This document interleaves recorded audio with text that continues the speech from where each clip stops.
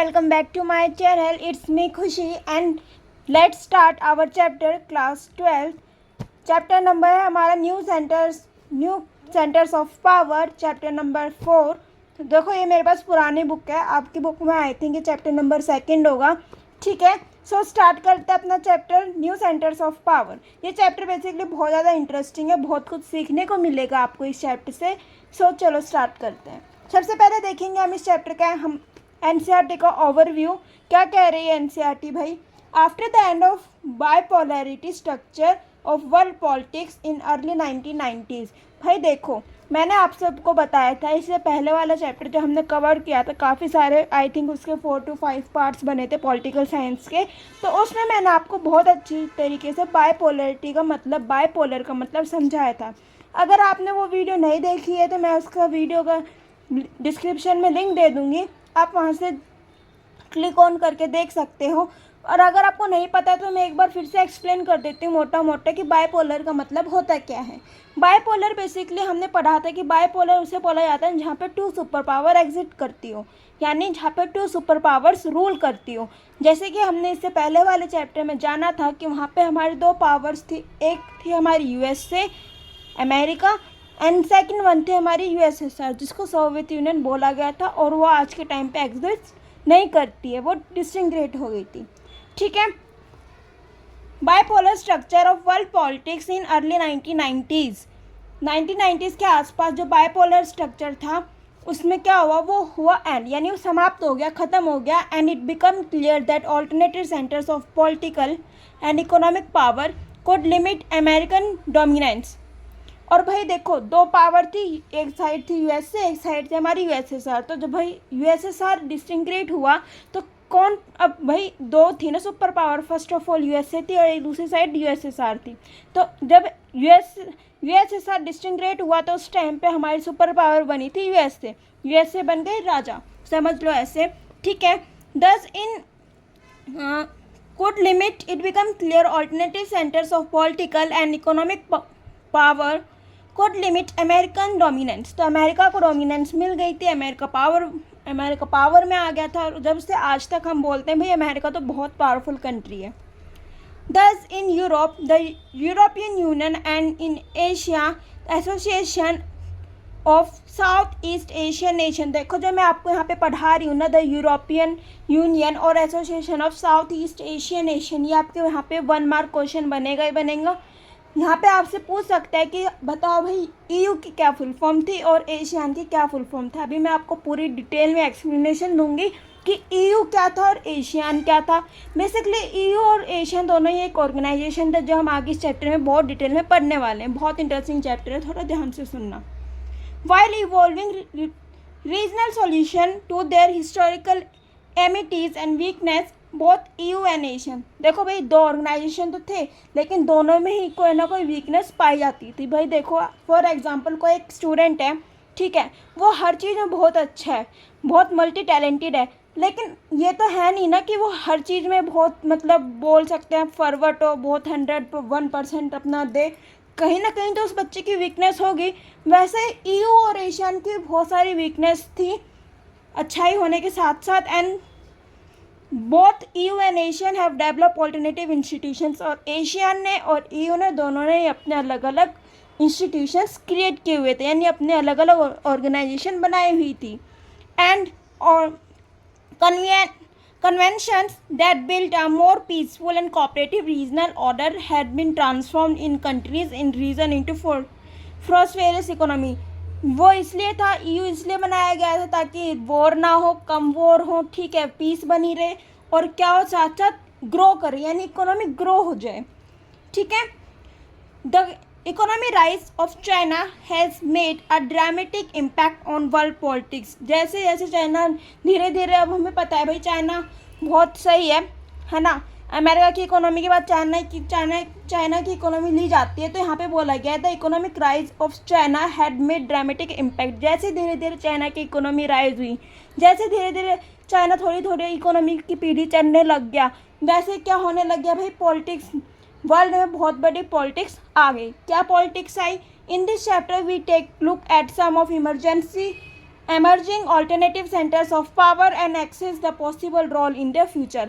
और इन जो हमने बनाया ये ऑल्टरनेटिव सेंटर्स ऑफ पावर जो हम बोल रहे हैं, न्यू सेंटर्स ऑफ पावर, ये जो चैप्टर है एक्सिस पॉसिबल रोल, इसमें जो हम दो ऑर्गेनाइजेशन पढ़ने वाले हैं एशियन और ईयू के बारे में, क्या वो आगे फ्यूचर में कहीं एग्जिस्ट करेंगे और अगर करते हैं तो क्या रोल प्ले करते हैं वो। अब हम उन्हीं का काम देखेंगे पूरे चैप्टर में, बहुत ध्यान से सुनना है चैप्टर। सो ठीक है, देख सकते हो ये हमारा चैप्टर स्टार्ट हो रहा है यहाँ से, the socialist role in the बॉर्डरिस्ट ऑफ ऑल। ठीक है, चलो स्टार्ट करते हैं अपना चैप्टर। सो भाई आ जाओ, अब हम पढ़ेंगे यूरोपियन यूनियन के बारे में। ठीक है, यूरोपियन यूनियन बेसिकली क्या था सब बताऊंगी अभी आपको, बहुत इजी है, थोड़ा सा ध्यान से सुनना। As the Second World War came to an end, many of Europe leaders grabbed into the questions of Europe। जैसे सेकेंड वर्ल्ड वॉर एंड हुआ तो बहुत सारे जो यूरोप के जो लीडर्स हुआ करते थे उस टाइम पे, उनके साथ उन्होंने यूरोप पे क्वेश्चन उठाने स्टार्ट कर दिए। भाई क्या प्रश्न उठाए? Should Europe be allowed to revert in old revelries और be reconstruct on principle of and institutions that would contribute to positive concepts of international relation. क्या कौन सा कंसेप्ट उठाया भाई? इंटरनेशनल रिलेशन के बारे में कंसेप्ट उठाया। ठीक है, उनके प्रिंसिपल्स, इंस्टीट्यूशंस जो कंट्रीब्यूट कर रहे थे, जो पॉजिटिव रिजल्ट दे रहे थे, उसके ऊपर क्वेश्चंस उठे। ईयू के रिलेशंस के बारे में बहुत ज़्यादा क्वेश्चंस आए सामने। ठीक है, the second world war shattered many of the assumptions and structure on the which Europe state had based on relation। Second world war के टाइम पे बोला गया है कि बहुत सारे हमने रिलेशन देखे गए हैं, बहुत ज़्यादा रिलेशन देखे गए हैं, स्ट्रक्चर्स, एजप्शंस देखे गए on which European state had based there relation. बहुत सारी चीज़ें ऐसे सामने आई जिसमें यूरोप के स्टेट्स ने काफ़ी ज़्यादा इंपॉर्टेंट रोल प्ले किया सेकेंड वर्ल्ड वॉर के दौरान। इन 1945 European state confront the ruin of their economies and the destruction of the assumptions and structure of which Europe had been founded। भाई 1945 के आते आते क्या हो गया, यूरोपियन स्टेट जो यूरोपियन स्टेट्स थे उनको क्या हो गया भाई? Comfort ruin of their economies, उनकी इकोनॉमीज डगमगाने लगी, and the destruction of assumptions and structure of Europe have been founded. यानी एक तरीके से यूरोप का जो स्ट्रक्चर था, जो बोल सकते हैं पूरी तरीके से अच्छी तरीके से जो चल रहा था, कंट्री जो रन कर रही थी, वो थोड़ा डगमगाने लग गया, इकोनॉमी थोड़ी ख़राब होने लग गई, ऐसा कुछ होने लग गया था।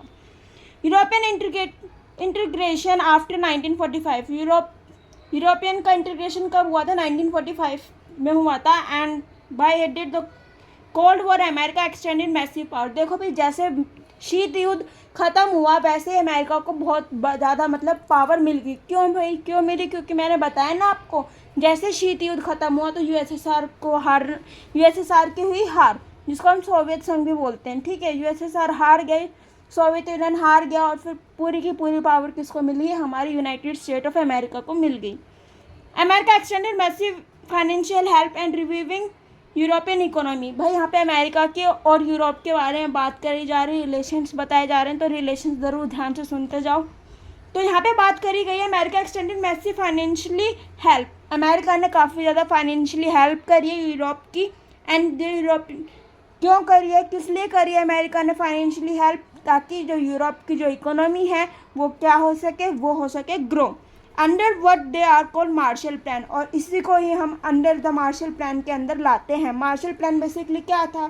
मार्शल प्लान उसे कहा जाता है जब अमेरिका ने यूरोप के एक टाइम पे फाइनेंशियली हेल्प करी थी, जब उनकी जो इकोनॉमी थी वो डगमगा गई थी। ठीक है, तो उसी को मार्शल प्लान के अंदर लाया जाता है। तो ये क्वेश्चन पक्का आता, मार्शल प्लान के ऊपर 1-2 मार्क में पूछा जाएगा, तो आप बता देना मार्शल प्लान क्या था। अभी और जानते हैं इसके बारे में। The US also create a new collective security structure under NATO. जो यूएस था, जो यूनाइटेड स्टेट था, उन्होंने क्या करा, एक सेक्यूरिटी स्ट्रक्चर बनाया। किसके अंडर में बनाया? नेटो के अंडर में बनाया। भाई नेटो क्या है? नेटो भी एक तरीके के ऑर्गेनाइजेशन ही है। Under the Marshall plan organization for European economic cooperation, OEEC। OEEC की फुल फॉर्म होती है भाई हमारी organization for European economic cooperation. ठीक है, यानी मिलजुल के, एक तरीके से मिलजुल के इकोनॉमी को सुधारा जाए। ओईसी वॉज इस्टेब्लिश इन 1948 और इसको कब इस्टेब्लिश किया गया? इसको इस्टेब्लिश किया गया हमारे 1948 में। To channel added to the west European state it become forum where the west European state become the cooperate on trade. अब भाई जो वेस्ट की कंट्रीज थी ना वो ट्रेड कॉपरेट करी थी, काफ़ी ज़्यादा मतलब सहयोग दे रही थी, ट्रेड में भी काफ़ी सही चल रहा था और इकोनॉमिक इश्यूज भी उनको आ रहे थे।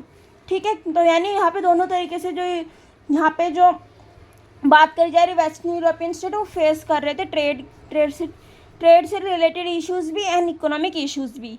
तो council of Europe establish in 1949। EU ने अपनी काउंसिल कब इस्टेब्लिश करी थी? वो करी थी 1949 के अंडर में। And another step forward in political cooperation. और यहाँ पे एक और स्टेप उठाया गया था पॉलिटिकली एक और स्टेप उठाया गया। And another step was been to establish 1949। ठीक है, the process of economic integration of Europe capitalist country. अब भाई एक तरीके से बोला गया है कि जो यूरोपियन था वो एक कैपिटलिस्ट कंट्री के अंडर आता था, जैसे हमारे अमेरिका था।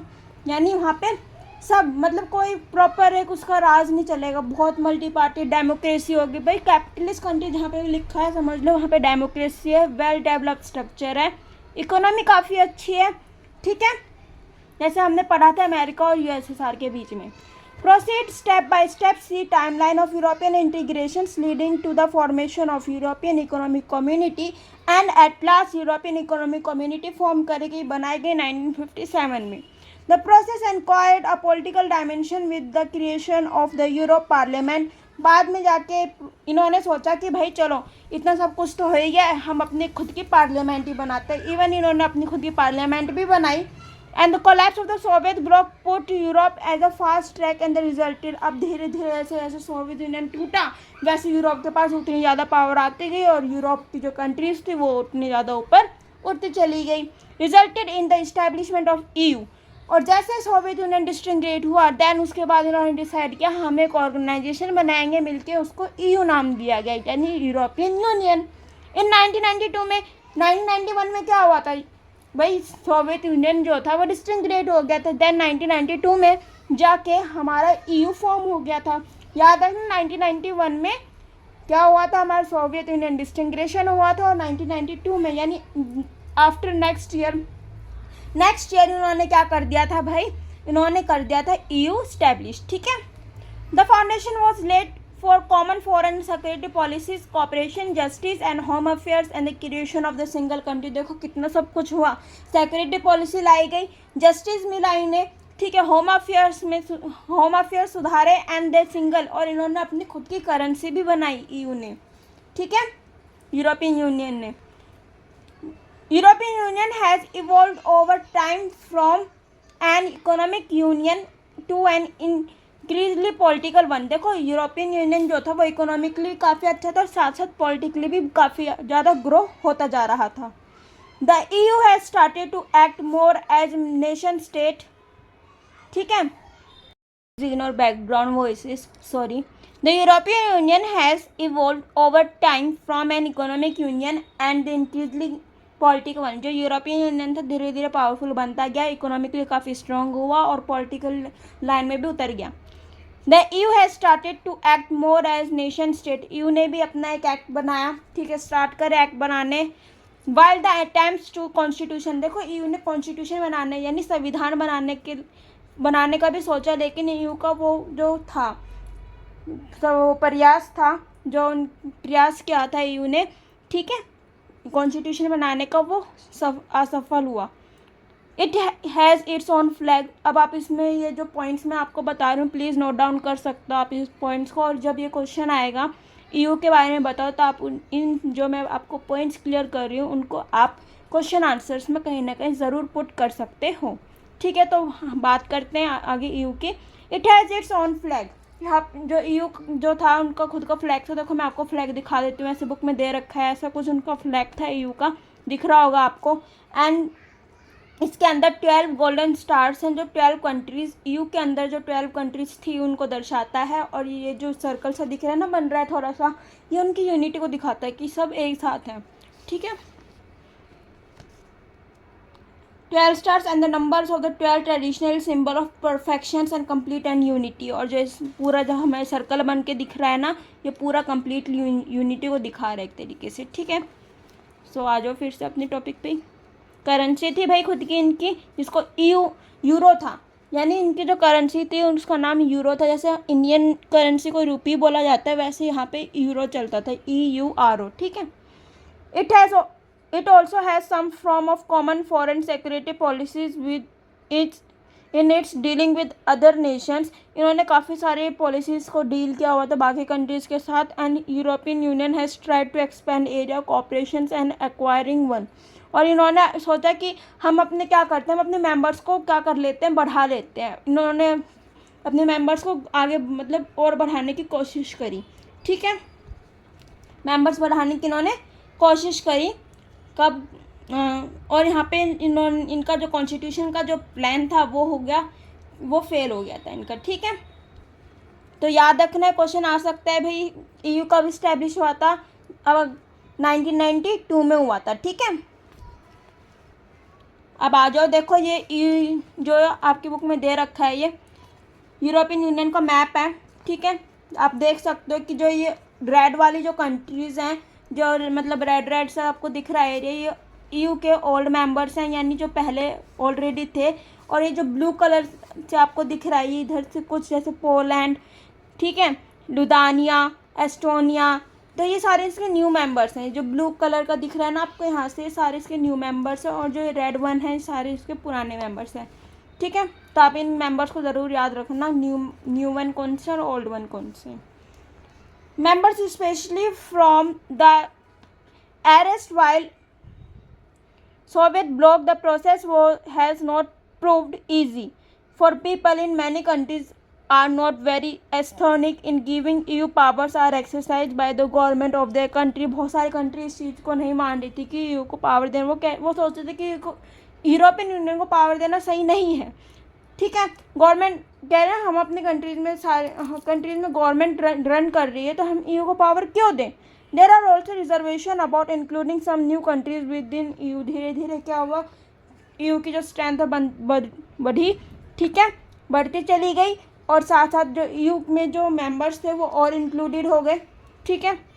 European economic, political and diplomatic and military influence. EU क्या है, पॉलिटिकली भी, इकोनॉमिकली भी, डिप्लोमेटिकली भी, मिलिट्री भी इन्फ्लुएंस, यानी काफ़ी सही था यहाँ पे। मिलिट्री भी काफ़ी अच्छी थी, इकोनॉमी भी ठीक ठाक थी। And EU is the world biggest economy in GDP of more than 12 trillion 2005। EU की बात करी जा रही, EU की सबसे बड़ी, EU के पास सबसे ज़्यादा इकोनॉमी थी, बड़ी इकोनॉमी थी। एज ए GDP इसकी मानी जा सकती है कि 12 ट्रिलियन 2005 में इसकी GDP इतनी थी, ठीक है। ग्रॉस डोमेस्टिक प्रोडक्ट इसका इतना था, इतना ये अपने प्रोडक्ट्स पे खर्च करता था, ट्रेड करता था EU काफ़ी अच्छा, ठीक है। Slightly larger than that the United state, और माना जाता है कि USA से भी काफ़ी ज़्यादा आगे है, ठीक है। इट्स करेंसी द यूरो, तो ये याद रखना कि EU की करेंसी कौन सी थी, यूरो थी। Can pose a threat of the dominance of US dollar, और इसकी जो करेंसी थी ना वो US से यानी अमेरिका से टक्कर देती थी। अमेरिका की जो करेंसी थी वो डॉलर होती है, ठीक है। It share world trade with 3 times larger than the United state. इन्होंने वर्ल्ड ट्रेड भी किया US के साथ 3 बार। क्या देखो, सोचो US से टक्कर ले रही है ये ऑर्गेनाइजेशन यूरोपियन यूनियन, ठीक है। मतलब ये इतना पावरफुल था कि US से टक्कर ले रहा है, किसी की हिम्मत नहीं होती थी पहले US से अमेरिका से टक्कर लेने की। और ये एक ऐसी ऑर्गेनाइजेशन बनी थी जो क्या कर रही थी, US से टक्कर ले रही थी भाई, ठीक है। State allowing it to be more assistive and trade dispute in US and China, और इनके साथ मतलब it is more assistive in trade dispute, और इन्होंने US और चाइना के ट्रेड डिस्प्यूट भी हुए थे काफ़ी ज़्यादा। And its economy power give influence over closest neighbour as well. और देखो EU के क्लोजेस्ट नेबर किसको माना गया है, एशिया और अफ्रीका। एशिया अफ्रीका जो कॉन्टिनेंट है ये EU के सबसे बोल सकते हैं कि बहुत क्लोजेस्ट नेबर रहे हैं, पड़ोसी देश रहे हैं। It's also function as important bloc in international, और ये बहुत इंपॉर्टेंट फंक्शन भी प्ले करते हैं कहीं ना कहीं, important internationally economic organization such as world trade organization, इन्होंने एक ऑर्गेनाइजेशन भी फॉर्म करी। इनके साथ साथ जैसे मैंने अभी आपको बताया कि जैसे कि यहाँ पे ये बात करी जा रही फंक्शन इम्पोर्टेंट एशिया और अफ्रीका काफ़ी अच्छे मतलब साथी रहे हैं ईयू के, ठीक है। और उन्होंने वर्ल्ड ट्रेड ऑर्गेनाइजेशन भी साइन किया है इन दोनों कंट्रीज़ के साथ। EU has politically diplomatically influence 2 members of EU. देखो पॉलिटिकली भी काफ़ी अच्छा था EU, European union, and diplomatic भी काफ़ी सही था। ईयू में जो 2 मेंबर्स हैं ईयू के, ब्रिटेन एंड फ्रांस, जो 2 मेंबर्स है, याद रखना ये लाइन भी काफ़ी ज़्यादा इंपॉर्टेंट है एनसीईआरटी की, कि जो 2 मेंबर्स थे Britain and France hold permanent seat on UN security council. जो ब्रिटेन और फ्रांस थे उन्होंने ईयू में क्या करी थी, एक परमानेंट सीट होल्ड करके रखे हुए थे, ठीक है। इन्होंने परमानेंट सीट होल्ड कर रखी थी ईयू के अंदर, ठीक है। On the UN security council EU include several non permanent member in UNSC. कुछ तो ईयू में परमानेंट मेंबर्स थे और कुछ ईयू में नॉन परमानेंट मेंबर्स भी थे। इवन 10 नॉन परमानेंट मेंबर्स थे और कुछ 5 परमानेंट मेंबर्स थे ईयू के। This has enabled EU to influence some US policies such as current US position of Iran nuclear program। EU ने जो है इन्फ्लुएंस हुए काफ़ी ज़्यादा यूएस पॉलिसीज से भी, से जैसे कि करंट में जो ईरान न्यूक्लियर प्रोग्राम हुआ था। It use diplomacy, economic investment, EU investment भी करता है, यूएस के साथ काफ़ी अच्छे रिलेशन है तो उन पर इन्वेस्टमेंट भी करता है, ठीक है। इट इज़ डिप्लोमेसी क्योंकि वो भी तो कहीं ना कहीं ईयू की मदद कर रहा है, तो ईयू भी काफ़ी बार यूएस के साथ क्या करता है, अच्छे संबंध बना मतलब हेल्प कर देता है, ठीक है। एज अ फ्रेंड्स की तरह ये होते हैं भाई कंट्रीज़ एक दूसरे की नेबर कंट्रीज, जैसे कि भाई इंडिया में जो नेबर कंट्रीज़ है, बांग्लादेश हो गया, भूटान, नेपाल, पाकिस्तान, ठीक है। ये जो नेबरिंग कंट्रीज़ है इंडिया की, तो ये नेबरिंग कंट्रीज़ क्यों बोला गया भाई, हमारे घर के आसपास जो घर होते हैं उसको पड़ोसी बोलते हैं, पड़ोसी, ठीक है। आसपास जो लोग रहते हैं हम उनको पड़ोसी बोलते हैं। उनको पड़ोसी क्यों बोलते हैं भाई, वो कहीं ना कहीं हमारे काम भी आते हैं, है ना। बहुत सारी जगह पे बहुत बार क्या होता है, हमें नेबर्स ही काफ़ी ज़्यादा हेल्प करते हैं। तो ऐसे ही कंट्रीज़ में भी अगर कभी वॉर की सिचुएशन बनती है तो उस टाइम पे नेबरिंग कंट्रीज़ आसपास में यही होता है कि नेबरिंग कंट्रीज़ ज़्यादातर हमला कर देती हैं और उस वक्त कुछ जो कंट्रीज़ होती हैं उनमें साथ खड़ी हो जाती हैं, ठीक है। आ रहा है समझ में? अगर कहीं पे कोई डाउट लगे आपको तो मुझे कमेंट कर देना please. It used diplomacy, economic investment, and negotiation rather than, and military force has been effective as in case of dialogue with China and human rights and environmental degradation। और इन्होंने काफ़ी ज़्यादा पार्टिसिपेट भी किया, dialogue भी book करा है कि भाई डायलॉग ये कह रहा है कि इन केस मतलब चाइना के साथ बहुत सारे मतलब डायलॉग भी प्ले कर रहे हैं, जैसे कि इन्वायरमेंट से रिलेटेड काफ़ी ज़्यादा इन्होंने वो करा है, ठीक है। डायलॉग प्ले करे हैं, इन्वायरमेंट्स को लेके काफ़ी अवेयर हुए हैं ये, ठीक है। डिग्रेडेशन को लेके और ह्यूमन राइट्स को लेके। Military, the EU combined largest force in second largest in the world. EU की जो मिलिट्री काफ़ी पावरफुल है, सेकंड लार्जेस्ट वन है वर्ल्ड में। It's total spending defence of the second after US. ये इतना खर्चा करता है अपनी मिलिट्री पे कि यूएस के बाद सेकंड कंट्री यही है ईयू जो बहुत ज़्यादा खर्चा करता है अपनी मिलिट्री वॉर पे, ठीक है। वॉर जो बोलते हैं हम, लड़ाई पे, वेपन्स पे सबसे ज़्यादा खर्चा ईयू करता है। 2 EU member state Britain and France have nuclear arsenals. They approximately 550 nuclear, जो 2 मेंबर्स है ब्रिटेन और फ्रांस, उनके पास टोटल 550 न्यूक्लियर वेपन्स हैं। It also the world second most important source of space and communication technology. और ये world के second most important source माने जाते हैं ईयू, जिसमें स्पेस एंड टेक्नोलॉजी काफ़ी ज़्यादा आगे है। स्पेस में भी, स्पेस एंड कम्युनिकेशन टेक्नोलॉजी में काफ़ी आगे माने जाते हैं ये, ठीक है।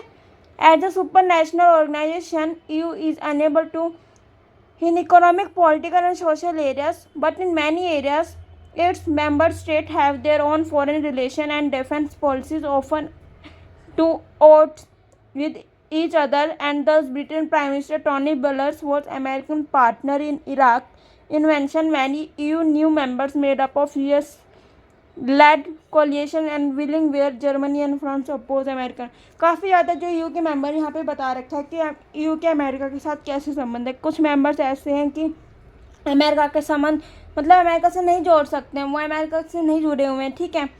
वो उनको वो कोलिशन में led coalition of the willing where Germany and France oppose American policy, जैसे जर्मनी और फ्रांस है वो अमेरिकन पॉलिसी को यूज़ नहीं करते अपने उसमें, अपने कंट्री में, ठीक है। वो अपोज है, अपोजिशन में है, ठीक है, यानी वो उसको नहीं मानते, वो उसके विपक्ष हैं। There is also a deep seated euro in some parts of Europe about the EU integration agenda. Thus, for example, Britain former Prime Minister, जैसे कि जो ब्रिटेन के prime minister Margaret Thatcher keep the UK out of European market. Denmark Sweden have listed the Maastricht Treaty. जो Denmark और Sweden दो country है, इन्होंने मैस्ट्रिच treaty sign करी थी एडेप्टेशन इन EU। ये मैस्ट्रिच ट्रीटी इसलिए साइन हुई थी भाई, क्यों? ताकि जो करेंसी है यूरो वो इसमें लाई जाए, ठीक है, यूरोपियन यूनियन की करेंसी बनाई जाए, इसलिए मैस्ट्रिच ट्रीटी साइन हुई थी और वो साइन करी थी डेनमार्क एंड स्वीडन ने। द कॉमन यूरोपियन करेंसी, और जो यूरो थी उसको एक कॉमन यूरोपियन करेंसी माना गया था यूरोपियन यूनियन की, ठीक है। सब वही यूरोप की कंट्रीज़ में सारी जगह आज भी अगर आप कहीं देखोगे तो यूरो ही यूज़ की जा रही है, तो वो कॉमन करेंसी मानी गई। The limit of the this limit the ability of EU to act matters and foreign relation and defence. इसमें जो EU है उसकी एबिलिटी जो एक्ट मैटर्स फॉरेन रिलेशंस, इसमें कोई लिमिट है, एबिलिटी है भाई, सबके अंदर क्षमता होती है। This limits the ability of EU act matters foreign relations. और EU जो है वो काफ़ी ज़्यादा बार क्या करता है, मैटर भी करता है, यानी मैटर सॉल्व भी करता है रिलेशंस। जैसे कि भाई अब दो व्यक्ति हैं, ठीक है, दो व्यक्ति के बीच में लड़ाई होगी, तीसरा दोस्त आकर उनको सुलझाएगा ना, उनके बारे में बात करेगा, ठीक है, रिलेशन रखेगा दूसरे कंट्रीज में, बीच में एक साथ जो EU की कंट्रीज है वो बीच में जाके मीटिंग भी करती रहती हैं ताकि इनके जो रिलेशन है वो कनेक्टेड हो सके, इनके जो रिलेशन है वो कनेक्ट रह सकें, ठीक है। एंड डिफेंस, आगे बात करते हैं हम अपने association of south east Asian nation ASEAN. देखो भाई यहाँ पे अभी तक हम पढ़ रहे थे अपने EU के बारे में, ठीक है। EU के आई होप आपको EU के बारे में समझ में आ गया होगा। कहीं पे डाउट हो तो मुझे कमेंट कर देना, मैं इसको और एक्सप्लेन करने की कोशिश करूँगी। अब हम बात करने वाले हैं अपने एशियान के बारे में। तो एशियान भी एक ऐसा ही ऑर्गेनाइजेशन है जैसा EU है, जैसे EU ऑर्गेनाइजेशन है ना, वैसे एशियान भी कुछ ऐसा ही ऑर्गेनाइजेशन है EU की जैसा। अब देखो इसमें क्या बात करी गई है, एशियान की जो फुल फॉर्म है वो है association of south east Asian nation, ठीक है। अभी मैं इसको आगे एक्सप्लेन करती हूँ आपके association of south east Asian nation में क्या बात करी गई है। बात करेंगे अपने association of south east Asian nation के बारे में, जो एशियन बोला जाता है, जिसको take a look at politically map of the world, which countries would you say fall in south eastern region of Asia. अगर आप मैप उठा के देखोगे तो उसमें आपको पता चलेगा कि साउथ ईस्टर्न की साइड कौन सी कंट्रीज आती है। Before during the second world war कब हुआ था ज़रा मुझे कमेंट करके बताना, ठीक है, ज़रूर बताना कमेंट करके students. This region of Asia suffered the economic and politically consequences. इस टाइम पे क्या हुआ था कि जो हमारे जो पॉलिटिकल कॉन्सिक्वेंसेज भी चल रहे थे, एशिया जो कंट्री थी वो पॉलिटिकल कॉन्सिक्वेंसेज से भी काफ़ी ज़्यादा सफ़र कर रही थी और इकोनॉमिकली भी काफ़ी वीक हो रही थी। रिपीटेड कॉलोनिज्म, क्योंकि यहाँ पे कॉलोनिज्म फिर से आ गया था, बहुत European and Japanese at the end of the war. जैसे वॉर ख़त्म हुआ, it confronted problem of nation building. जैसे वॉर ख़त्म हुआ तो उस टाइम पे नेशन बिल्डिंग्स की प्रॉब्लम सामने आई। रिवेंजेस ऑफ पॉवर्टी, इतने वॉर होने लगे, इतनी लड़ाई हुई तो पॉवर्टी आ गई भाई, गरीबी आ गई, इकोनॉमिक बैकवर्डनेस, इकोनॉमी डगमग आ गई। And the pressure of align with one great power and other during the cold war. और एक साइड कोल्ड वॉर चल रहा था, दूसरी साइड EU, मतलब यहाँ पे यूरोपियन कंट्रीज़ में प्रॉब्लम हो रही थी, क्योंकि भाई वॉर के टाइम पे ये कॉमन चीज़ें हैं कि पॉवर्टी आ जाती है, ठीक है, इकोनॉमी डगमगा जाती है, क्योंकि वॉर में वेपन्स पे सब बहुत ज़्यादा खर्चा करते थे। और कोल्ड वॉर में ये था कि भाई शीत युद्ध हुआ था, इसमें वॉर से यानी वेपन्स का यूज़ नहीं हुआ था। इसमें जो दो कंट्रीज़ थी USA और USSR, वो एक दूसरे को मतलब ये दिखाते थे कि मैं तुझसे ज़्यादा पावरफुल हूँ, मैं तुझसे ज़्यादा शक्तिशाली हूँ, ठीक है। तो ऐसे वो एक दूसरे की चीज़ें बना के दिखाया करती थी, जिस वजह से उनकी जो इकोनॉमी थी वो डगमगा गई थी। और उनकी इकोनॉमी डगमगाने के कारण काफ़ी सारे दूसरी कंट्रीज पे भी इसका इम्पैक्ट देखने को मिला। This was recipe for conflict which the countries of south east Asia could ill afford. काफ़ी ज़्यादा साउथ ईस्ट एशिया कंट्रीज़ को एफर्ट देना पड़ा, मुसीबत को सामना करना पड़ा। Efforts at Asian third world unity such as Bandung conference and non aligned movement were ineffective in establishing conventions for informal cooperation and interaction. इन्होंने नॉन अलाइन मूवमेंट स्टार्ट किया लेकिन उसका भी कोई फ़ायदा नहीं हुआ, वो ज़्यादा सक्सेसफुल नहीं हुआ आगे जाके। हैंस साउथ ईस्ट एशियन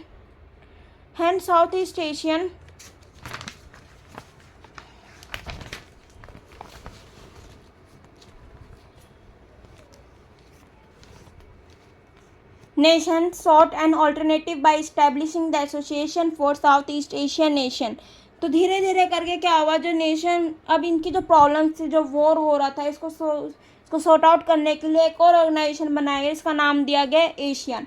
पहला ऑर्गेनाइजेशन था EU, मैंने बताया था इसमें 2 चीज़ों के बारे में बहुत इंपॉर्टेंटली बात करने वाले हैं। तो दूसरा था हमारा एशियन का फ्लैग देख सकते हो, वैसे मैं अभी आपको इसके बारे में पूरी डिटेल एक्सप्लेनेशन दे दूँगी। तो आपको EU के बारे में समझ में आया ना। अगर आपको यहाँ तक वीडियो अच्छी लगी हो तो वीडियो को लाइक करके जाना बच्चों, चैनल को सब्सक्राइब कर देना, बेल आइकन को ऑन करके ऑल कर देना, व्हाट्सएप लिंक को ज्वाइन करना बिल्कुल मत भूलना, क्योंकि वहाँ पे मैं आपको नोट्स सेंड करती हूँ, ठीक है। सो बढ़ते आगे, अब हम अपने बात करने वाले हैं एशियन के बारे में। तो एशियन क्या होता है? Asian was establish in 1967। Asian कब बनाया गया था? 1967 में बनाया गया था बाय 5 कंट्रीज़। जब एशियन बना था 1967 में, उस टाइम पे एशियन में सिर्फ 5 ही कंट्रीज़ थी, ठीक है। एशियन के ग्रुप में 5 कंट्रीज़ थी, और इसकी फुल फॉर्म भी पूछी जा सकती है आपसे।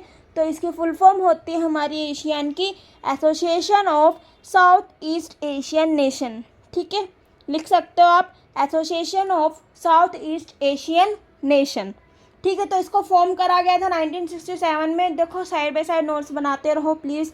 5 countries of this region Indonesia. इसमें जो 5 कंट्रीज़ थी, बेसिकली पहली जो 5 कंट्रीज़ थी वो थी इंडोनेशिया, मलेशिया, जब ये बना था उस टाइम पे, Indonesia, Malaysia, Philippines, Singapore, Thailand, ये कुछ 5 कंट्रीज़ थी। बाय साइनिंग बैंकॉक डिक्लेरेशन, उस टाइम पे साइन हुआ था बैंकॉक डिक्लेरेशन, यानी उस टाइम पे बैंकॉक बना था।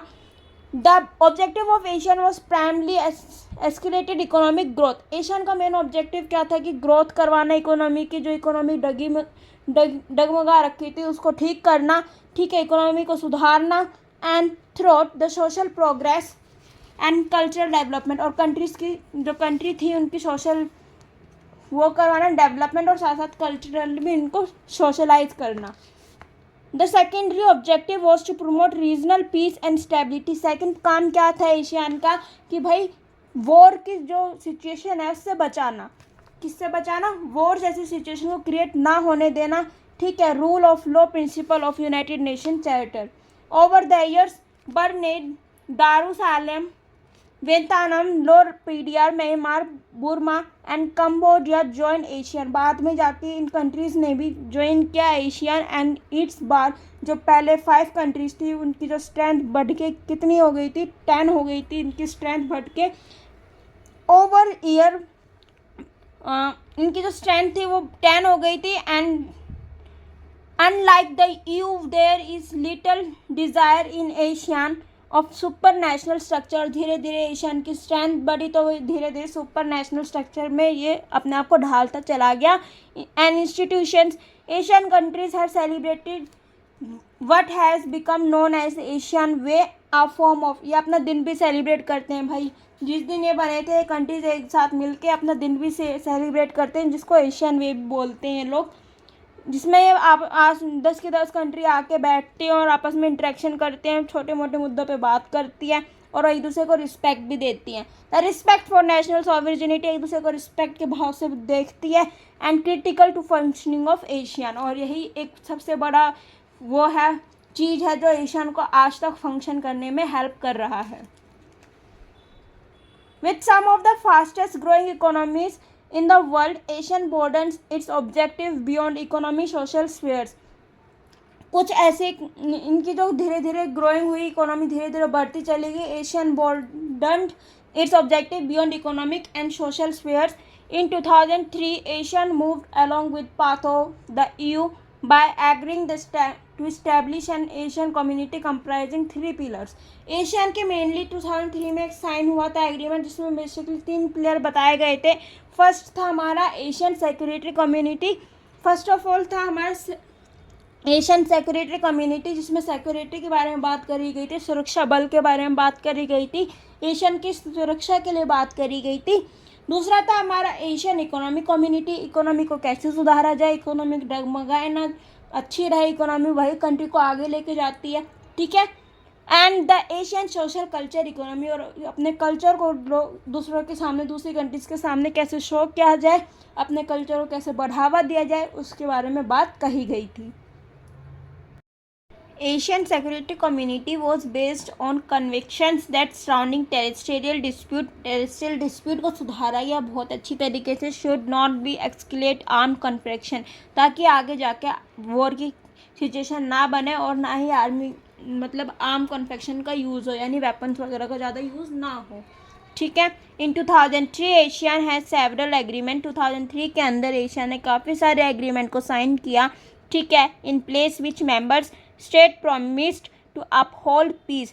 उस एग्रीमेंट में क्या क्या चीज़ें कही गई, एशियन के मेंबर्स ने वो एग्रीमेंट 2003 में साइन किए एंड उसमें बात करी गई टू अपहोल्ड, एकजुट होने की, पीस शांतिपूर्वक रहने की, न्यूट्रलिटी सबके साथ बिल्कुल नॉर्मल तरीके से भेदभाव करना, ऊंच नीच ना करना, कॉपरेशन एकजुट रहना, नॉन इंटरफेरेंस किसी के सामने किसी की बातचीत में कोई दखल अंदाजी ना देना, रिस्पेक्ट देना दूसरों को, and the national differences and sovereignty rights, और सबको सॉवरेनिटी राइट्स मिले और नेशनल डिफरेंसेस किसी के साथ ना हो. The Asian regional forum ARF form किया गया. एशियन रीजनल फोरम याद रखना, फुल फॉर्म पूछी जा सकती हो, और ये फॉर्म हुआ था, इस्टेब्लिश किया गया था 1994 के अंदर. It is the organisation that carries out coordination of security and foreign policy. ये ऑर्गेनाइजेशन खासकर सिक्योरिटी को कोऑर्डिनेशन करने के लिए, बढ़ावा देने के लिए और फॉरेन पॉलिसी को इम्प्लीमेंट करने के लिए ही यूज़ किया गया था. Asian was still remain principally an economic association, while the Asian regions as a whole is much smaller economy compare to US. माना जाता है कि एशियन की इकोनॉमी इतनी ज़्यादा डेवलप नहीं है जैसे कि यूएस की है, ईयू की है, जापान की. इनकी इकोनॉमी कुछ ज़्यादा ही मतलब वेल डेवलप है, लेकिन इन सारे कंट्रीज़ के सामने, ईयू के सामने, यूएस के सामने, जापान के सामने एशियन की इकोनॉमी काफ़ी ज़्यादा छोटी है. It's economy is growing much faster than all these.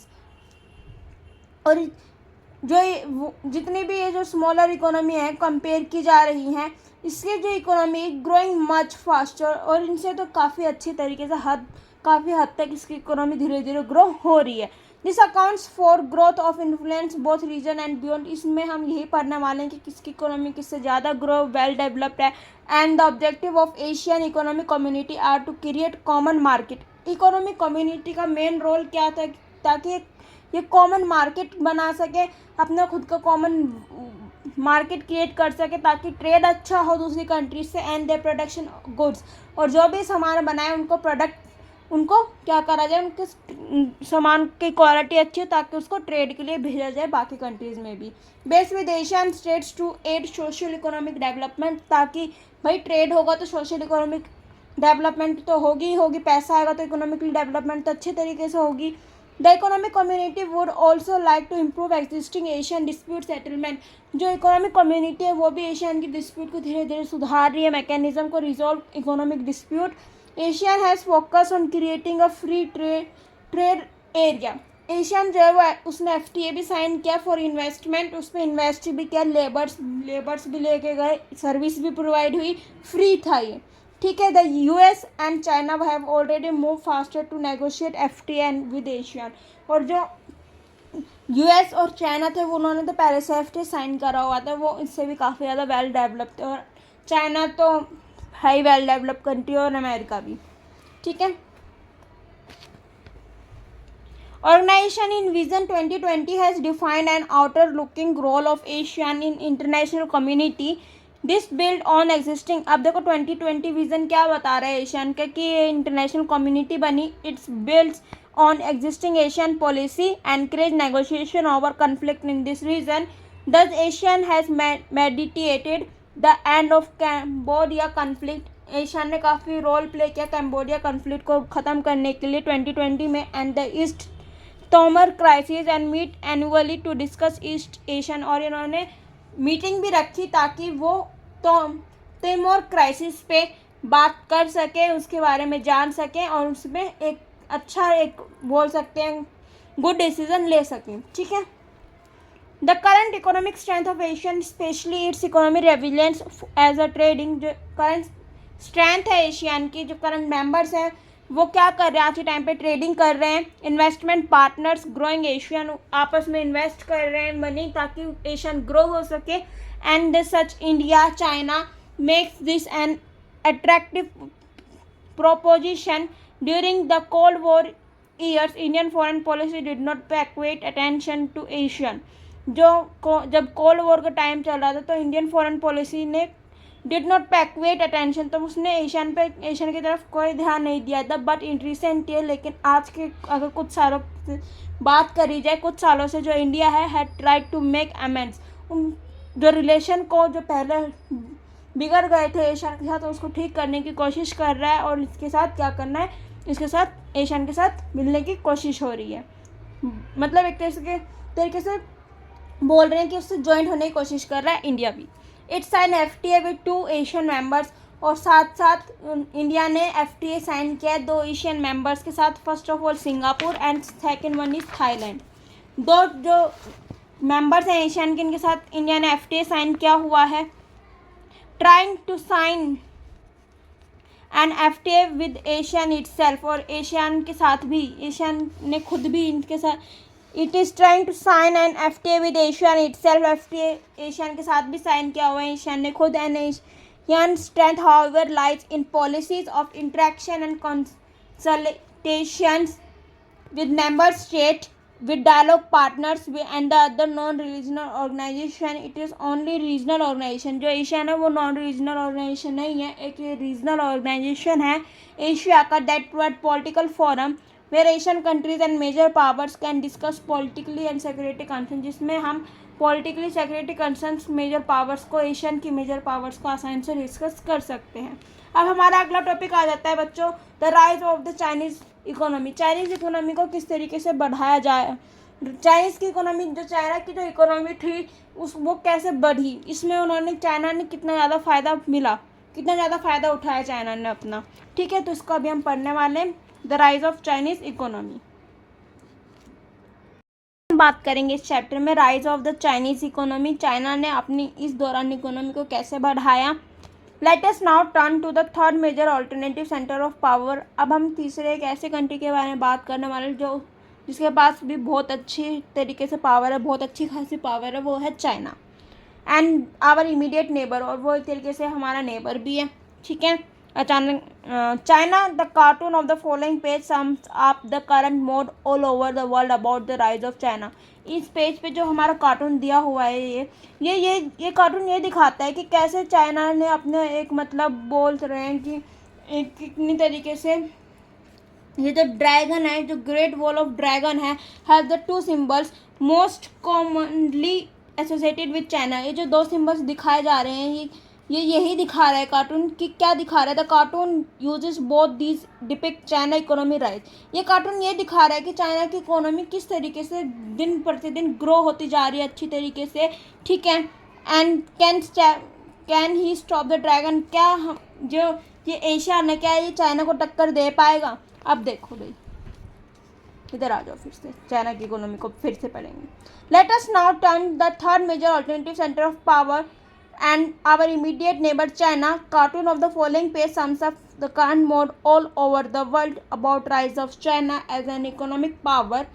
China economy success since 1978. China की इकोनॉमी बढ़ने की शुरुआत 1978 से हुई थी and he linked in to its rise as greater power, और ये एक बहुत बड़ी पावर, धीरे धीरे ये पावर में आता चला गया। China has been fastest growing economy. China वो कंट्री जिसकी इकोनॉमी सबसे तेज़ ग्रो हुई थी सिंस रिफॉर्म्स, जब लड़ाई झगड़े वॉर हो रहे थे उस टाइम पे फर्स्ट बिगेन देयर। तो उस टाइम पे जो चाइना कंट्री थी उसी की इकोनॉमी सबसे पहले ग्रो करनी स्टार्ट हुई थी। It is projected overtake the US, और माना जाता है 2040 आते आते ये यूएसए को भी टक्कर दे सकता है। इस यूएसए से ज़्यादा इकोनॉमी इसकी हो सकती है। Its economic integration also religion region makes it the driver of East Asian growth. और साइड बाय साइड ये क्या हो रहा है, इकोनॉमिक इंटरेक्शन भी इनका काफ़ी अच्छा है, ठीक है। ईस्ट एशियन ग्रोथ भी हो रही है एंड देर गिविंग इनॉर्मेंट्स, और ये ईस्ट की साइड है तो ईस्ट का ग्रोथ हो रहा है धीरे धीरे एशिया में इनॉर्मेंट्स इन्फ्लुएंस इन रीजन अफेयर्स, और रीजन अफेयर्स में भी काफ़ी ज़्यादा ये अपना सहयोग दे रहा है। The strength of its economy through the world factor such as population. इसमें इकोनॉमी में स्ट्रेंथ कैसे है भाई, यहाँ पे पॉपुलेशन काफ़ी अच्छी खासी है, द लैंड मास रिसोर्सेज भी अच्छे खासे हैं, रीजन लोकेशन भी सही है, and politically influence add it power of significance way. यही कुछ कारण है जिस वजह से चाइना के पास इतनी पावर है, ये इतने आगे बढ़ता जा रहा है। After the inspection of the people Republic of China 1949, China को रिपब्लिक 1949 में मिली थी, ठीक है। फॉलोइंग कम्युनिस्ट रिवॉल्यूशन, जब कम्युनिस्ट रिवॉल्यूशन खत्म हुआ था यानी कम्युनिस्ट गवर्नमेंट एंड हुई थी उस दौरान मिली थी, अंडर द लीडरशिप ऑफ माओ। उस टाइम पे जो माओ था वो चाइना का लीडर बना था। It's economy was based on Soviet model, इसकी जो इकोनॉमी थी वो पहले के टाइम पे माओ ने सोवियत मॉडल के हिसाब से चलाई थी, यानी इकोनॉमिकली बैकवर्डनेस, और इस वजह से जो चाइना के अंदर इकोनॉमिक बैकवर्डनेस आ गई थी। चाइना चोर्स to serve its link with capitalist world, China ने अमेरिका के साथ काफ़ी ज़्यादा वर्क किया है। It had little choice but to fall back on its own resources, थोड़े दिन तक तो इन्होंने अमेरिका के साथ काम किया चाइना, लेकिन फिर से ये अपने बिजनेस पे आ गए थे एंड इट्स ऑन रिसोर्सेज, और एक अपनी खुद की चीज़ें आपको अपना खुद का सामान बनाने लगे, ट्रेड करने लगे। Brief period of Soviet aids and advice the model was to create a sector from capital accumulate from agriculture, और ये धीरे धीरे एग्रीकल्चर में भी काफ़ी अच्छा आगे बढ़ते चले गए। As it was short of foreign exchange, धीरे धीरे फॉरेन पॉलिसी को भी एक्सचेंज होने लग गए, and it needed in order to buy technology and goods on world market, और जो ये वर्ल्ड मतलब दूसरों से टेक्नोलॉजी का सामान लेने लग गए और सामान को यूज़ करके अपनी नई नई टेक्नोलॉजी को क्रिएट करने लग गए। China decided to substitute import of by domestic goods, ये अपने डोमेस्टिक गुड्स को अपने सामान को दूसरों तक पहुंचाने लग गए। And this model allowing China to use this resources to establish the foundation of industrial, और धीरे धीरे इंडस्ट्रियल की ग्रोथ होने लग गई, स्केल बढ़ने लग गया। Exist before employment and social welfare, काफ़ी सारे लोगों को रोजगार मिला। Assume to citizens, China move ahead of most developing countries in educating, China बहुत डेवलपिंग कंट्री माना जाता है, साथ ही साथ एजुकेटेड भी है बहुत ज़्यादा, यहाँ पे लोग काफ़ी पढ़े लिखे माने जाते हैं। इंश्योरिंग बेटर हेल्थ फैसिलिटी काफ़ी अच्छी मिलती है। The economy also grow respectable rate, और हर साल इसको 5 से 6% इकोनॉमिक ग्रोथ भी हो जाता है। बट एट एनुअल ग्रोथ, लेकिन हम एनुअल ग्रोथ की बात करें तो वो है 2 to 3% in population mean economic growth was insufficient, यानी इनकी जो इकोनॉमिक ग्रोथ है वो थोड़ी इनसफिशिएंट है, ठीक है, डगमगाती रहती, कोई फिक्स नहीं रहती। ग्रोइंग पॉपुलेशन में agriculture production was not sufficient, agriculture जो है वो भी कोई सफिशिएंट नहीं है, ठीक है। Generate a surplus of for industry. In chapter 2 we will discuss the crisis of state control economy in USSR. Chapter 2 में हमने बात करी थी कि कैसे ये अपने यूएसएसआर के साथ कंट्रोल इकोनॉमी को कंट्रोल किया इन्होंने, and its similar crisis face China too, और चाइना ने भी ऐसे ही कुछ किया। चाइना ने भी कुछ ऐसे जैसे यूएसएसआर ने अपने क्राइसिस फेस करे ना, काफ़ी ज़्यादा उन्होंने रोल प्ले किया, ठीक है। इन्होंने कितने ज़्यादा मतलब उनकी इकोनॉमी कितनी अच्छी, लास्ट में आते आते यूएसएसआर की इकोनॉमी ख़त्म हो गई थी, काफ़ी ज़्यादा पावर थी यूएसएसआर के पास, वैसे चाइना के साथ भी कुछ ऐसा ही हुआ था, ठीक है। Industrial production not growing fast enough, तो इन्होंने जब इंडस्ट्रियल प्रोडक्शन को ग्रो करना स्टार्ट किया तो इनका शुरुआत में इंडस्ट्रियल प्रोडक्शन कभी भी ग्रो मतलब स्टार्ट में नहीं हुआ। स्टार्टिंग में कोई काम स्टार्ट करते तो अचानक से ग्रो नहीं होता है, तो ऐसे इनके साथ भी हुआ। इंटरनेशनल ट्रेड वॉज मिनिमल, ज़्यादा इंटरनेशनल ट्रेड भी नहीं था, बहुत ठीक ठाक ही था। Per capita income was very low, और जो पर कैपिटा इनकम इनको मिलती थी कंट्री की वो भी काफ़ी ज़्यादा लो थी। The Chinese leadership took major policy decision in 1970। China ने एक पॉलिसी डिसीजन किया 1970 में ताकि वो अपनी लीडरशिप और बढ़ा सके। लीडरशिप बढ़ेगी तो इकोनॉमी बढ़ जाएगी और उनके रिलेशन और बढ़ेंगे। China ended it's political and economic association with establishment and relation with.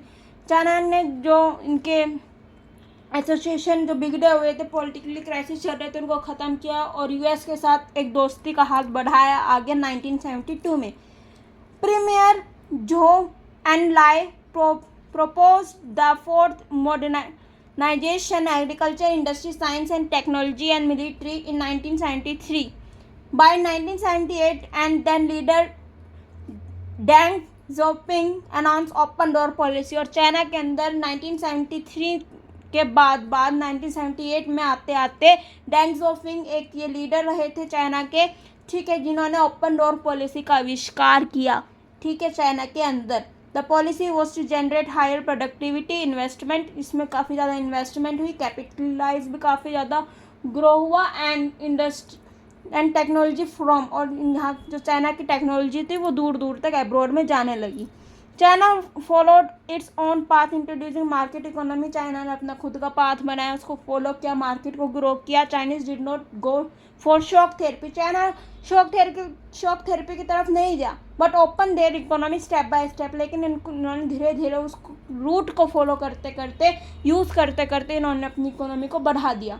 The privatisation of agriculture 1982 में आते आते एग्रीकल्चर प्राइवेटाइजेशन कर दिया and they followed the privatisation of industry. इन्होंने अपनी खुद की इंडस्ट्री खोल ली, ठीक है, 1998 आते आते, और 1982 में इन्होंने अपना एग्रीकल्चर खुद का कर लिया। Agriculture trade barriers were eliminate only in special economic zone. SEZ special economic zone में ही ट्रेड बैरियर इनको मिला, वहाँ पे ये नहीं जा पाए। Where the foreign investors could set up emphasis in China, the state continues to play central role setting up market economy। इन्होंने अपनी इकोनॉमी जो कंट्री थी वो किसी पे डिपेंड हुई, इन्होंने अपनी खुद की मार्केट खोली, इकोनॉमी डेवलप करने की कोशिश करी। And the Chinese did not go for shock therapy. China ने शॉक थेरेपी को जो गोर्बाचेव द्वारा लाई गई थी उसको फॉलो नहीं किया, बट ओपन देयर इकोनॉमी। उन्होंने खुद की इकोनॉमी खोली, स्टेप बाय स्टेप उसको फॉलो किया। एंड प्राइवेटाइजेशन इन एग्रीकल्चर में भी प्राइवेटाइजेशन लेके आए 1982 में। And was followed by privatisation of industry. और एग्रीकल्चर के साथ साथ 1998 आते आते ये अपनी इंडस्ट्री को भी खुद, यानी उन्होंने अपनी खुद की इंडस्ट्री खोल ली। Trade barriers were eliminate only the special economic zone. कुछ ही एरिया में ये अपनी इंडस्ट्री नहीं खोल पाए। Where foreign investors could set up emphasis in China, the state played continue to play and central role setting up market economy। China लगातार प्रयास करता रहा, अपनी मार्केट को खोलने की पूरी कोशिश करी, इन्होंने अपना प्रयास नहीं छोड़ा। Privatisation of agriculture led to remark rise of agriculture production. Privatisation हुई तो क्या हुआ भाई, राइज हो गया, एग्रीकल्चर प्रोडक्शन बढ़ने लग गई, रूरल इकोनॉमीज इनकम्स भी बढ़ी, ठीक है। High personal savings in rural economy अच्छी होने के कारण धीरे धीरे इकोनॉमी से हुई तो इनकी सेविंग्स भी होने लग गई। Led exponential growth and rural industry की ग्रोथ हुई। And Chinese economy included both industry and agriculture. और चाइना इकोनॉमी धीरे धीरे बढ़ने लग गई, इवन इंडस्ट्री में भी और एग्रीकल्चर सेक्टर भी इसका धीरे धीरे अच्छा होने लग गया। ग्रू eight a faster rate, new trading laws and the creation of special economic zones led to phenomenal rise in foreign trade। China has become the most important destination for foreign direct investment। और इन्होंने FDI भी sign करवाया, इनका सबसे बड़ा target था। Anywhere in the world it has large foreign exchange, larger for exchange होने लग गए, गुड्स का एक्सचेंज हुआ। And they now allowed its big investors of the country। और आज के टाइम पे ये बिग इन्वेस्टर हैं।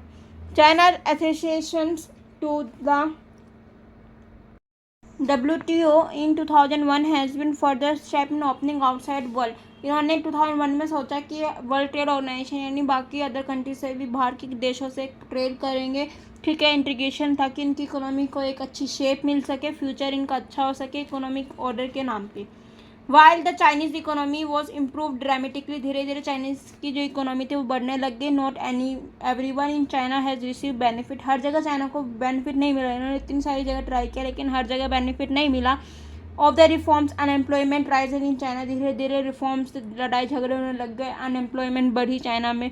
ठीक है. इन nearly 100 million people looking for jobs, बल्कि 100 मिलियन पीपल बेरोजगार हो गए थे चाइना के अंदर. Female employed and condition of work are bad, females को काम मिला लेकिन उसकी जो कंडीशन थी काम की जगहों की वो अच्छी नहीं थी.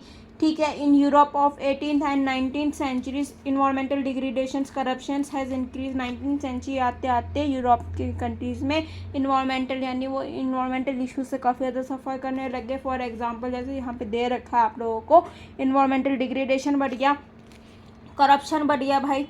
ठीक है. between rural and urban residents and coastal island provinces.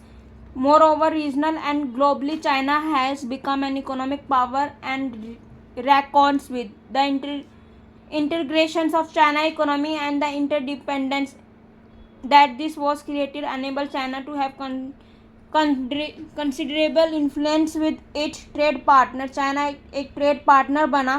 ठीक है. अच्छा खासा. And hence outstanding issues with Japan, China के जापान के साथ काफ़ी अच्छे मतलब अंडरस्टैंडिंग आउटस्टैंडिंग इश्यूज रहे काफ़ी अच्छे खासे. And US, ASEAN and Russia have been tampered by economic considerations. It hopes the revolves its differences and Taiwan, which regards regret provinces closely into economy. Fears of China's rise have also been migrated by contribution stability and Asian economy after 1997.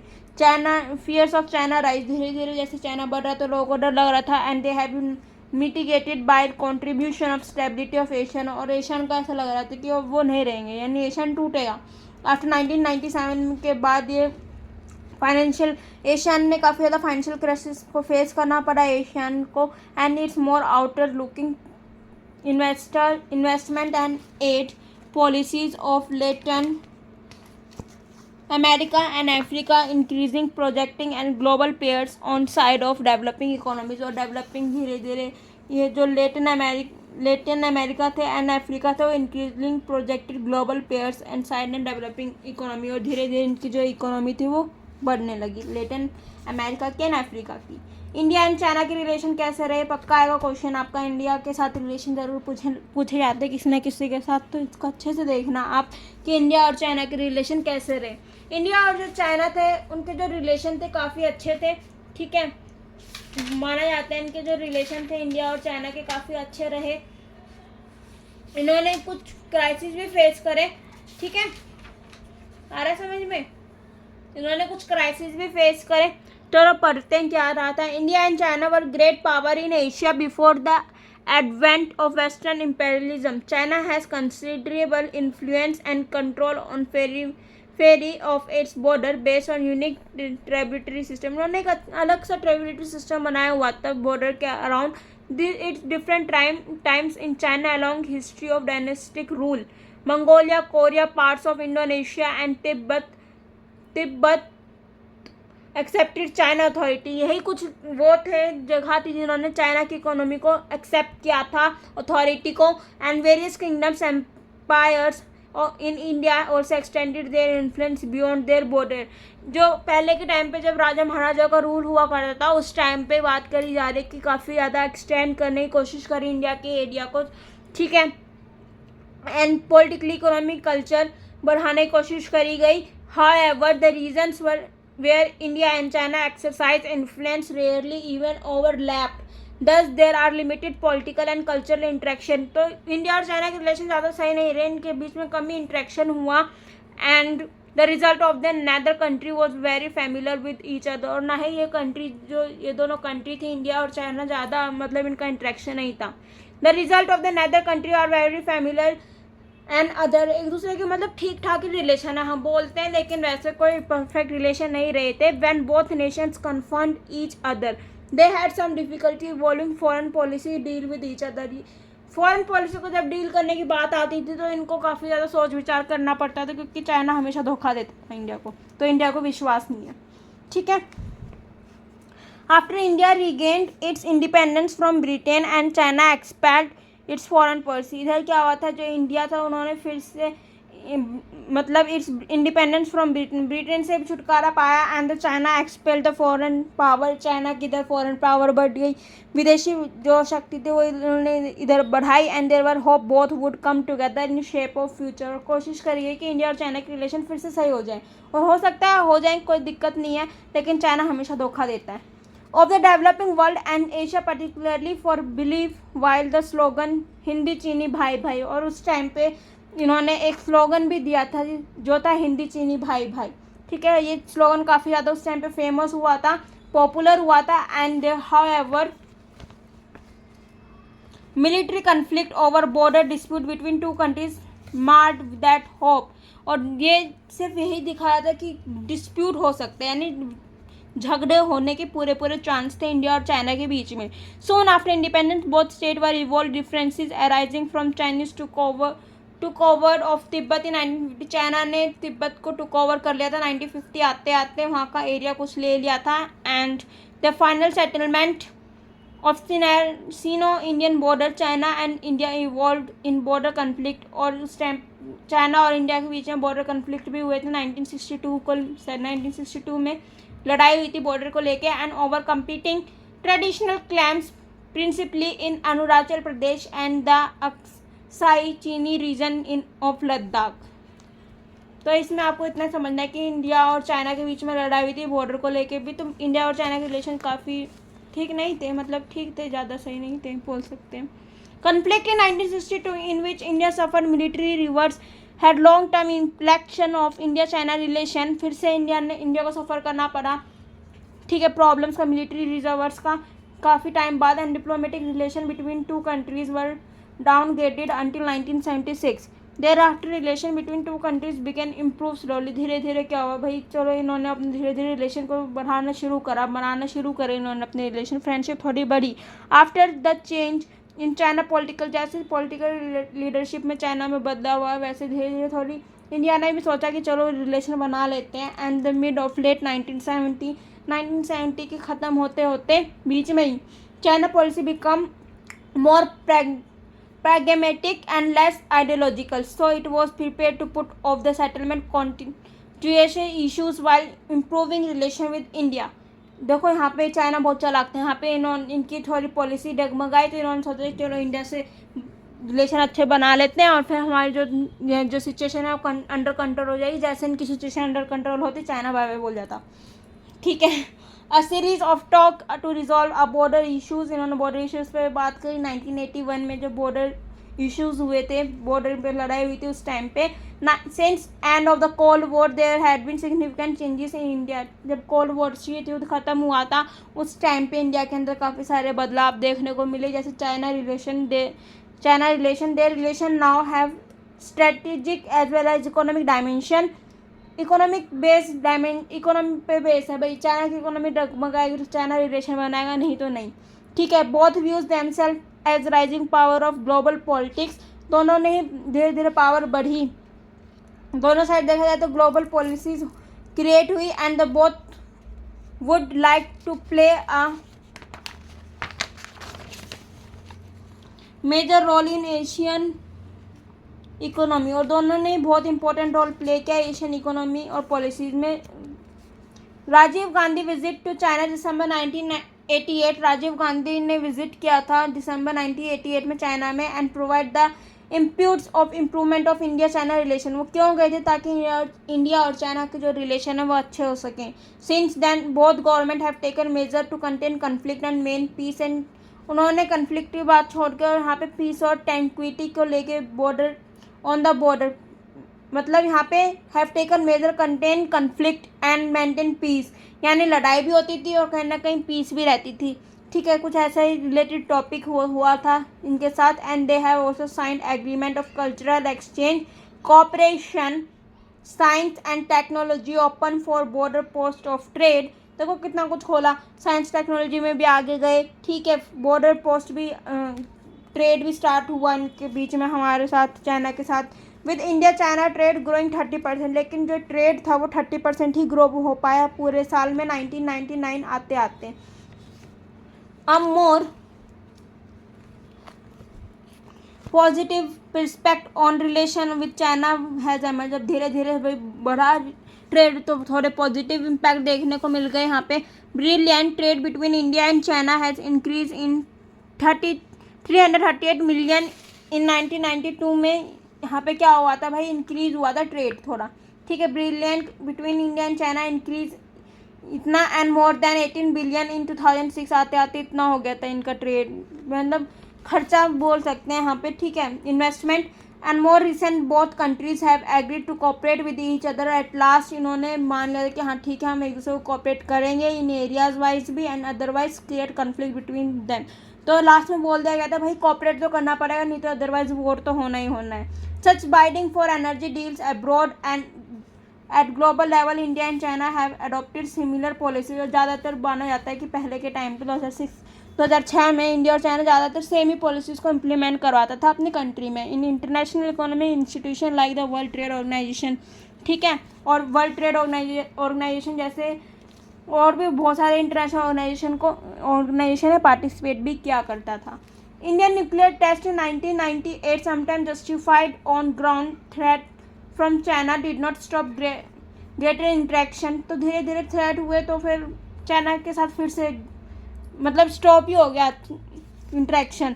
It is true that China has seen as contributing to build up Pakistan nuclear programme. तो देखो यहाँ पे China ने India को धोखा दिया और साथ साथ पाकिस्तान के साथ न्यूक्लियर प्रोग्राम बनाने में जुट गया। China military relations with Bangladesh and Myanmar were viewed a hostile and Indian interested in South Asia. India ज़्यादातर किसमें इंटरेस्ट था, साउथ एशिया के साथ रिलेशन काफ़ी अच्छे रहे। However, none of these issues likely led to conflict between one side and talk to resolve boundary questions। हर बार जब भी कॉन्फ्लिक्ट की बात आती है सबसे बड़ा क्वेश्चन यही उठता है कि बाउंड्रीज को लेके। बाउंड्रीज कॉन्फ्लिक्ट बहुत ज़्यादा हुए and without interruptions military to military cooperations is increased। Indian and Chinese leader officially visit Beijing and New Delhi with greater frequency। काफ़ी ज़्यादा मात्रा में बेजिंग और न्यू दिल्ली आए थे Chinese leaders and with greater frequency, काफ़ी ज़्यादा लोगों के साथ and both side were now becoming familiar with each other. Increasing transportation बढ़ा, कम्युनिकेशन लिंक बढ़े, धीरे धीरे कॉमन इकोनॉमिक इंटरेस्ट बढ़ा, एक दूसरे कंट्री में जाना शुरू हुआ, ग्लोबल कंसर्न बढ़े, हेल्प होनी शुरू हुई दूसरे के और पॉजिटिव रिजल्ट मिलने धीरे धीरे स्टार्ट हुए।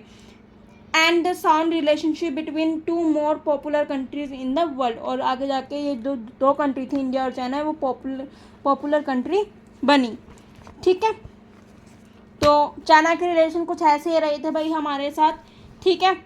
ज़्यादा अच्छे भी नहीं थे और ज़्यादा बुरे भी नहीं थे, ठीक है। आ रहा है समझ में आपको मैं क्या कहना चाहती हूँ कि भाई इंडिया और चाइना के रिलेशन ना ज़्यादा अच्छे थे और ना ज़्यादा बुरे थे, कभी दोस्त बन जाता था कभी लड़ाई हो जाती थी, ऐसे हमारे रिलेशन रहे थे चाइना के साथ, ठीक है। तो आई होप आपको मेरे चैप्टर की वीडियो अच्छी लगी होगी। अभी हम बात करते हैं अपना आगे थोड़ा सा ब्रिक्स वगैरह को। तो ब्रिक्स हमारा थोड़ा एडिशनल टॉपिक है जो हमारी ओल्ड वर्जन में नहीं दिया हुआ है। इसका फुल फॉर्म होता है ब्रिक्स का Brazil, Russia, India, China, south Africa, ये जो 5 कंट्रीज थी ब्रिक्स उनसे मिलके बना हुआ है। एंड इसके जो चेयरमैन रहे हैं वो है गोल्ड्समैन साचे इन 2001 में, ठीक है।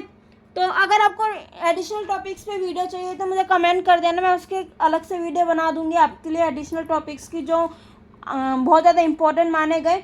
सो फिलहाल के लिए इतना ही है, हमारी एनसीईआरटी में इतना ही दे रखा था जितने इस चैप्टर से रिलेटेड इंडिया और चाइना के रिलेशन। सो आई होप आपको मेरे चैप्टर एक्सप्लेनेशन अच्छी लगी होगी। वीडियो अच्छी लगी तो वीडियो को लाइक करके जाना बच्चों, चैनल को सब्सक्राइब कर देना, बेल आइकन को ऑन करके ऑल कर देना, व्हाट्सएप लिंक को ज्वाइन करना बिल्कुल मत भूलना, क्योंकि अगर आप वो भूल जाओगे तो आप आई थिंक नोट्स जो सबके लिए बहुत इंपॉर्टेंट नोट्स हैं, जो एक अच्छे नोट्स होने चाहिए, कई बच्चे होते नहीं बना पाते, तो वो नोट्स आपको वहाँ पे अवेलेबल किए जाएंगे, ठीक है। इंपॉर्टेंट क्वेश्चंस मिलेंगे आपको वहाँ पे, तो उसको ज्वाइन करना बिल्कुल मत भूलना।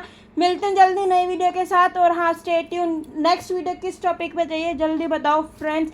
And now take care, good bye, have a nice day.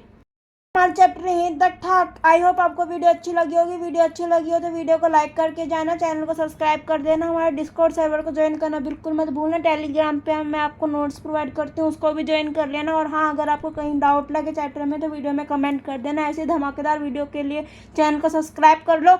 जल्दी मिलते हैं नई वीडियो के साथ। नेक्स्ट वीडियो किस टॉपिक पर चाहिए जल्दी जल्दी कमेंट कर दो स्टूडेंट्स। तब तक के लिए stay tune, have a nice day and take care. Thank you.